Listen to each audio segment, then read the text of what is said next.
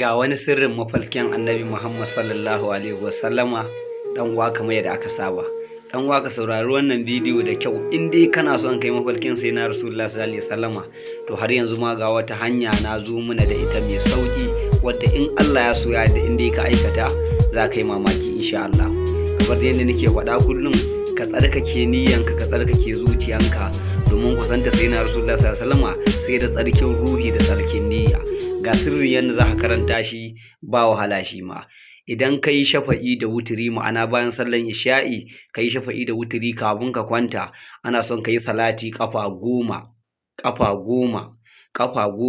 Ana so in za ka iya karanta salatul fatihi ƙafa 10 in ma ba shi ka yi ba ka dai salati ƙafa 10. Bayan ka yi wannan salatin ƙafa 10 to ga wuridin da ake son ka yi shi kuma ba yawa ɗan uwana, adadin mai sauƙi ne za ka yi. Kawai abin da nake so in ba ka bin akawun ɗina ka bi akawun ɗina shine sharadi na 1, na 2 ka yi lakin wannan bidiyon, na 3 ka rubuta salati a comment, na 4 ka tura wa mutane ko mutum nawa ne ban yanke ma ba. Idan ka yi hakan to ka ɗauka ka yi aiki dan uwa Allah ya samu dace. Ga wuridin da za ka yi shine ya sayyidina Muhammadu, ya sayyidina Muhammadu, ya sayyidina Muhammadu. Dan uwa ƙafa 12 za ka yi daidai. Ƙafa 12 za ka yi daidai sai ka yi addu'a, ka yi fatihar salatul fatihi kenan, ka yi tawassali da wannan salati ka ce ya Allah ina son ka nuna mun dan gatanka Annabi Muhammad sallallahu alaihi wasallam a cikin bacci na. Insha Allah dan uwa ba za ka wayi gari ba sai ka mun farkin manzo Allah sallallahu alaihi wasallama. Nagode daga ni naku Mustafa wanda aka fi sani da Gorun Bege, sai mu haɗu a bidiyo na gaba insha Allah. Ga wani sirrin mafalkin Annabi Muhammad sallallahu alaihi wasallama dan uwa kamar yadda aka saba.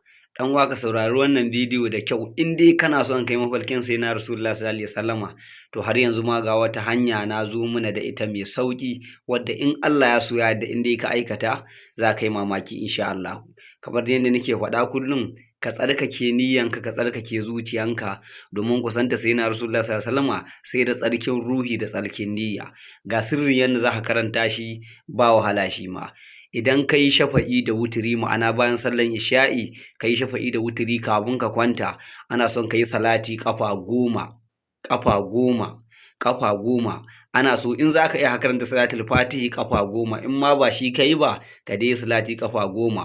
Bayan ka yi wannan salatin ƙafa 10 to ga wuridin da ake son ka yi shi kuma ba yawa ɗan uwana, adadin mai sauƙi ne za ka yi. Kawai abin da nake so in ba ka bin akawun ɗina ka bi akawun ɗina shine sharadi na 1, na 2 ka yi lakin wannan bidiyon, na 3 ka rubuta salati a comment, na 4 ka tura wa mutane ko mutum nawa ne ban yanke ma ba. Idan ka yi hakan to ka ɗauka ka yi aiki dan uwa Allah ya samu dace. Ga wuridin da za ka yi shine ya sayyidina Muhammadu, ya sayyidina Muhammadu, ya sayyidina Muhammadu. Dan uwa ƙafa 12 za ka yi daidai.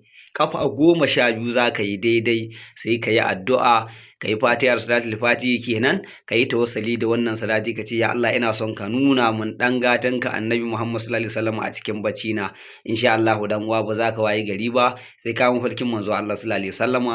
Nagode daga ni naku Mustafa wanda aka fi sani da Gorun Bege, sai mu haɗu a bidiyo na gaba insha Allah.